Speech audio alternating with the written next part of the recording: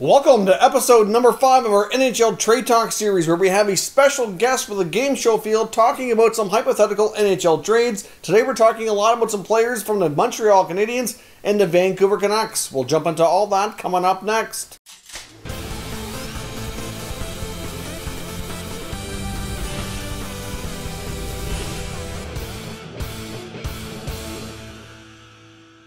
So welcome back to another video here at Top Shelf Hockey. Now, as I mentioned, this is episode 5. I hope you've been enjoying this series. Today we have a very special guest on, one I'm very happy to have on the channel. It's a long-time friend of the channel. We've collabed before. Legorocks99. Gio will be coming on here to give me his thoughts on 3 selection of players that I've given him to take a look here and analyze. Now, obviously, we get a bit of a feel here and try to target things to some of his more favorite teams. Of course, his hometown Vancouver Canucks, as well as some other teams like Montreal that he follows quite closely here as well. Now again, just to kind of clarify, these are not trade rumor type videos. This is an NHL trade talk for discussion and debate series only. I've seen some more comments, even though I've explained this in every single video, that asking me about these rumors. Are they true? Or are you making them up? No, of course, we're not making anything up. This is just a scenario-based discussion based around what people think. I've made it clear these are not trade rumors. That's why you don't see trade rumor in the title of the video, on the thumbnail, or anywhere around it. It's called the NHL Trade Talk series, where we just discuss scenarios to see what people think and what would be more likely to happen. So without further ado, we're going to hand things over to Gio here to give his thoughts on the first pair of players. Alright, you know the drill. Again, big thank you to Mike from Top Shelf Hockey for bringing me over here on the channel to be a part of this awesome series. We've seen guys like Tyler Wardy, like Clay Emu come on here, so I'm very honored to be a part of it, and also be included in that list of names. However, getting to the more important issues here, we have ourselves 3 pairs of very important discussion to be had here. Who do I think is going to be traded first among each of these pairs? So, the guys whom Mike laid out to me are quite simple. The first pair, we have Philippe Danault and Tomas Tatar. The second one, it's Loui Eriksson or Jake Virtanen. And the third one, it's Erik Karlsson and Drew Doughty.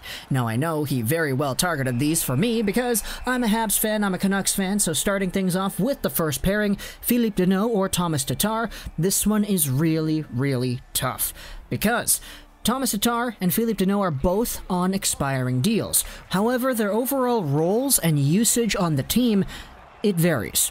Tomas Tatar is a lot more of a lethal top 6 guaranteed kind of player because of the goal-scoring element that he does provide. Philippe Danault, on the other hand, is a very good two-way center, but you could say he was outplayed, in a sense, by Kotkaniemi and Suzuki in the most recent playoffs. It got to a point where he was the third-line guy, and we saw a little bit of a controversy, I guess you would say, on Philippe Danault wanting a little bit more offensive responsibility in the way that he's played in the game. There were concerns about that, as well as the fact that he didn't sign a contract in general, too, and that he's waiting it out. So, if I had to choose one on who's more likely to get traded amongst Danault and Tatar, I'd personally say Danault, even though it's kind of weird how the Canadiens are in a position where all of a sudden a guy like Danault is expendable after having so many years of needing centers, but they now have Kotkaniemi and Suzuki. They have Danault as well. They had Domi, whom they traded away for Josh Anderson, but goal scoring, all that stuff is needed on this team in the short-term future, so I think Tatar has a much higher chance of staying if I had to label one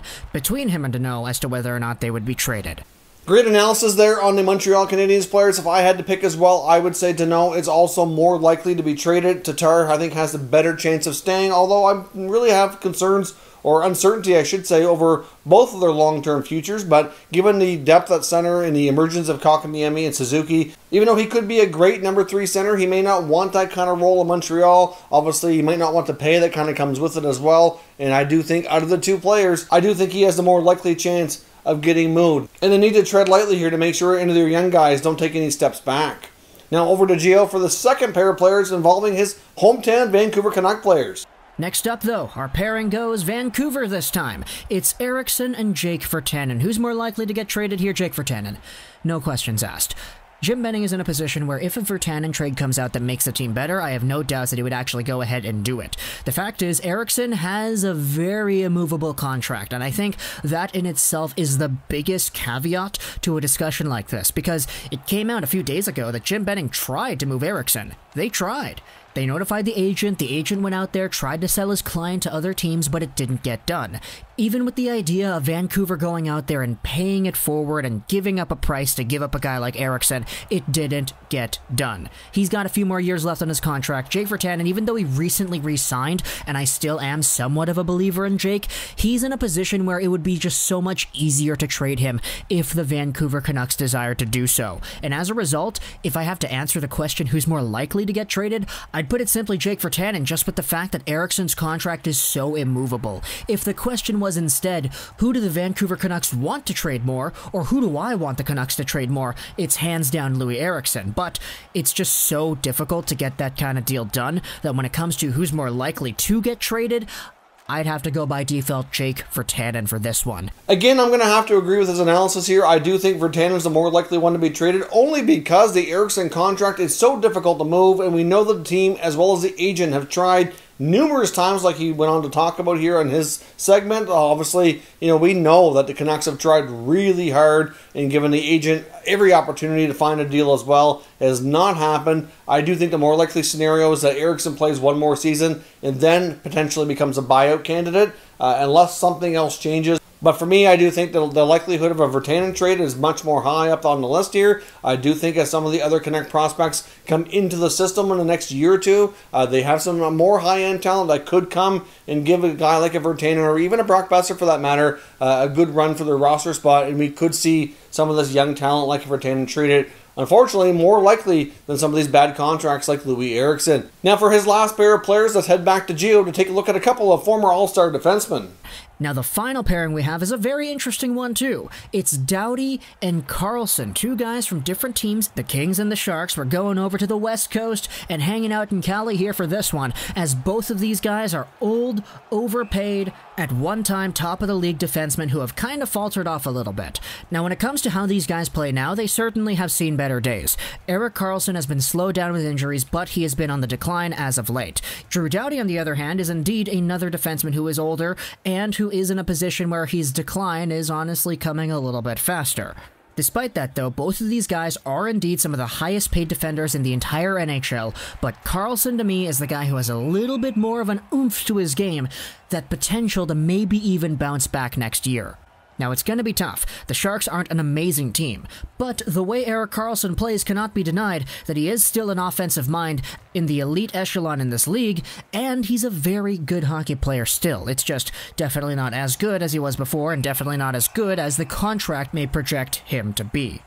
So when it comes to who's more likely to get traded, it's kind of the same kind of thing as the Eriksson-Virtanen thing. I think the Kings would be more inclined to trading a Doughty than the Sharks would be towards trading a Karlsson, but I think it's just a lot more difficult to trade away a Drew Doughty, who indeed has such a massive contract, with an inferior level to bounce back, in my opinion, compared to Erik Karlsson. The contracts are the same. They're both going on until 2027, and they're only separated by $500,000.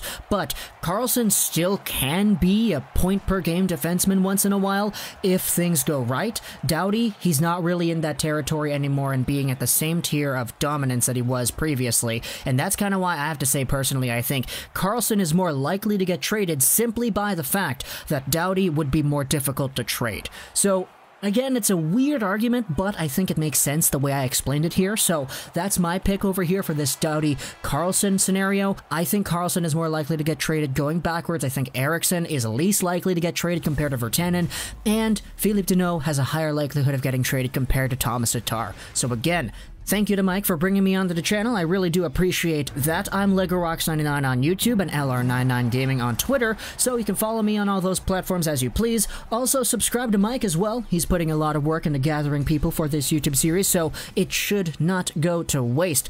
Give him the support, give me the support if you want to, and thank you for hanging out with us, and thank you, Mike, as well, for bringing me onto the channel. Now this one's really tough here as well because both these guys have mega long-term contracts. Personally, I think the way the Kings are trending right now, they're in a much better spot when it comes to bouncing back and rebuilding than the Sharks are. So I think Doughty has a much better chance of staying with the Kings and kind of, you know, seeing things through here. He could be a big part of the future and be a good role model for some of these younger players. At this point, I think it's fair to say that both these guys are likely overpaid. And, you know, unfortunately, those contracts don't always hold up well. A lot of times with deals like this, we can say they're paid for their past performance much more than their future performance. So great for them to get paid, but it certainly becomes a major issue for the team managing their cap situation when you have some big-time deals on the team. Now, also in the case of the Sharks, they have some other big-time deals tied up with other defensemen as well. So while I don't really see a trade for either defenseman happening anytime soon, if I had to pick which one I thought was more likely, I think it would be Karlsson and the Sharks making a trade to get through a rebuild here, whereas the Kings have a ton of prospects and already on the upswing, so it makes less sense for them. But the Sharks might be able to get enough of a return on Karlsson to help with theirs. But again, I don't really think either scenario there is overly likely, but just fun to talk about and see what everybody thinks. So, of course, as always, thank you very much, Gio, for coming on. I appreciate it. Obviously, you know, he's got some great insights, and I wanted to see what his thoughts were on some of these players on the teams that he follows closely. Of course, I want to know what your thoughts are as well down in the comments, so let me know who you think amongst these players is the more likely player to be traded. If you're not already subscribed to Gio's channel at Legorocks99, certainly I highly recommend you go check it out. Certainly puts out some great daily content, multiple videos per day, covers all things NHL, big on the live streaming as well, once the season gets back up and going, of course. So certainly go ahead and do that. If you haven't subscribed here yet, consider subscribing for more content just like this, as well as all other news from around the NHL here as well. Thank you very much for watching, and I'll catch you next time.